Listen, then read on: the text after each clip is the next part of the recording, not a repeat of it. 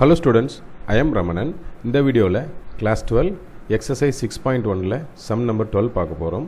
Forces of magnitude 5 root 2 and 10 root 2 units acting in the directions 3i vector plus 4j vector plus 5k vector and 10i vector plus 6j vector minus 8k vector respectively act on a particle which is displaced from the point with position vector 4i vector minus 3j vector minus 2k vector to the point with position vector 6i plus j vector minus 3k vector.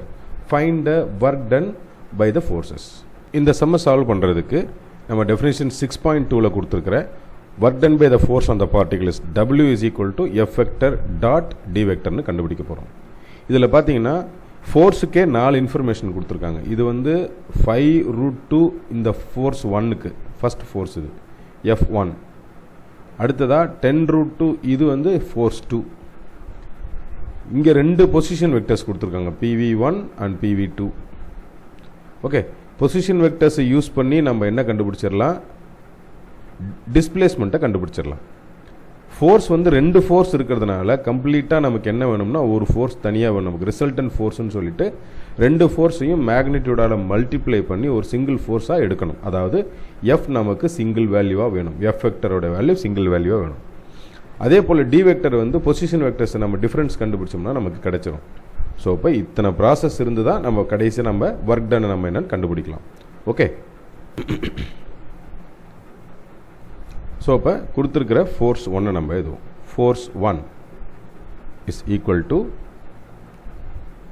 F1 vector is equal to 3i vector plus 4j vector plus 5k vector.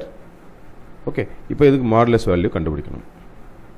F1 உடைய modulus value, F1 வெக்டர்னுடைய modulus value root of coefficient of i square plus coefficient of y square, j square, coefficient of k square. So this is 9 plus 16 plus 25. So totally we get 50. 50 வந்து நம்ம 25 into 5 னு போடலாம் இல்லையா, sorry 25 into 2 னு போடலாம் இல்லையா. So F1 vector, modulus of F1 vector is equal to, right sideல போட்டுக்கிறேன், modulus of F1 vector is equal to 5 root 2. Okay, இப்போ இதனுடைய யூனிட் ஃபோர்ஸ், இந்த F1க்கான unit force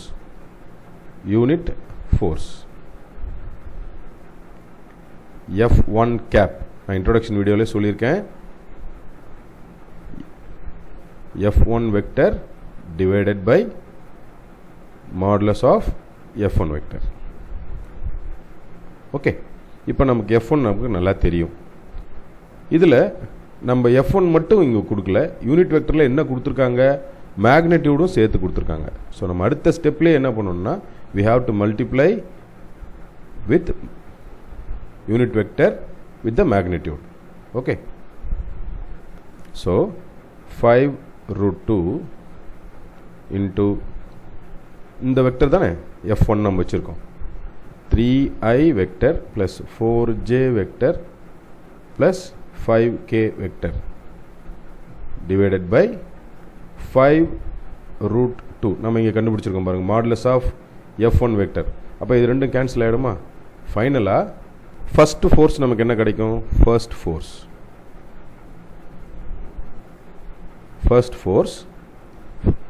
3i vector plus 4j vector plus 5k vector. இந்த F1 திரும்ப வந்துருச்சு பாருங்கள், F1 வேல்யூவே திரும்ப வந்துருச்சு. ஏன்னா இங்கே மேக்னிடியூட் கேன்சல் ஆகிறதுனால அந்த மாதிரி வரும், ரேர் கேசஸ் தான் இது. ஓகே, அடுத்ததாக இதே போல் நம்ம செகண்ட் ஃபோர்ஸுக்கு செய்யணும். F2 vector is equal to 10i vector இல்லையா, இந்த பார்ட் இருக்கு, 10i vector plus 6j vector minus 8k vector. இப்போ இதுக்கு மாடுலஸ் வேல்யூ நம்ம கண்டுபிடிக்க போகிறோம். Modulus of F2 equal to root of coefficients of that particular ijk, 10 square plus 6 square plus 8 square, minus into minus plus, right? So 8 square, 100 plus 36 plus 64. Totally we get 100 plus 100 200. So இதை வந்து 2 into 100 எழுதலாம் இல்லையா? So 100 into 2 ரூட்டை விட்டு வெளியில் எடுத்தோம்னா 10 root 2 வரும். இது modulus of F2 vector. Okay, இப்போ யூனிட் ஃபோர்ஸ் F2 கண்டுபிடிக்கணும். Unit force F2 cap. F2 கேப்னுடைய வேல்யூ நமக்கு என்ன? F2 vector divided by modulus of F2. இப்போ இதில் நமக்கு மேக்னிடியூட் இருக்குது, இந்த பக்கமும் இந்த வெக்டருக்கும் மேக்னிடியூட் கொடுத்துருக்காங்க. அப்போ 10 root 2 into F2 cap. So F2 வெக்டர்னோட வேல்யூ நமக்கு தெரியும், 10i vector plus 6j vector minus 8k vector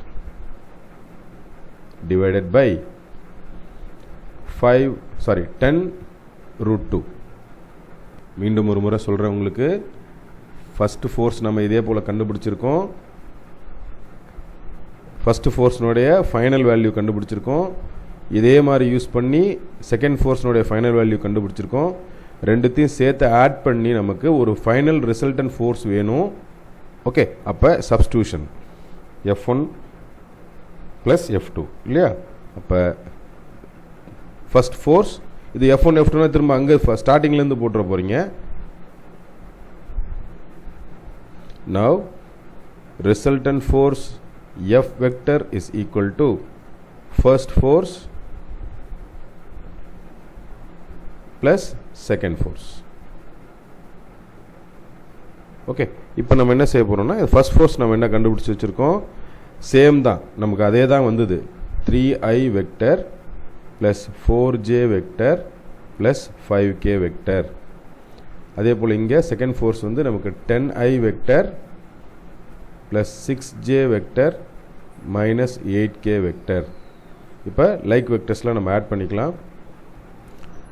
இந்த ரெண்டு வெக்டரையும் i வெக்டரையும் ஆட் பண்ணிக்கலாம். 13i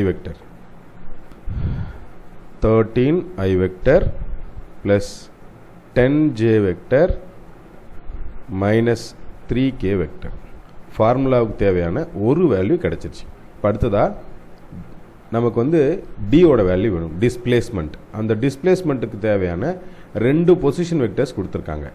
அதை நம்ம சப்ராக்ஷன் மூலிமா, டிஃபரன்ஸ் மூலிமா கண்டுபிடிக்க போகிறோம். So displacement d vector is equal to OB minus OA, difference between the position vectors அப்படின்னு அர்த்தம்.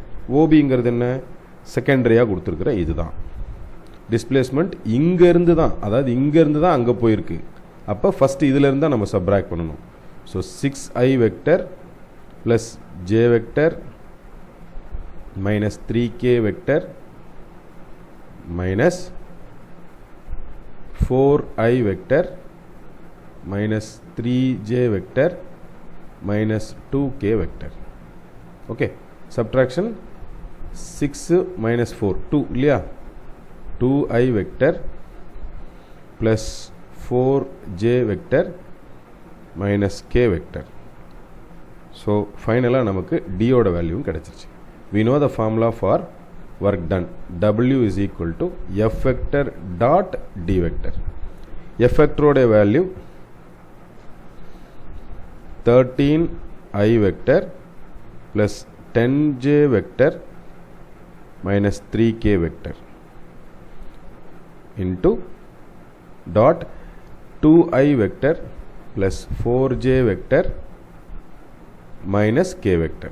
Okay, so now we get 13 into 2 26 plus 40, 10 into 4 40, minus into minus plus, so 3 into 1 3.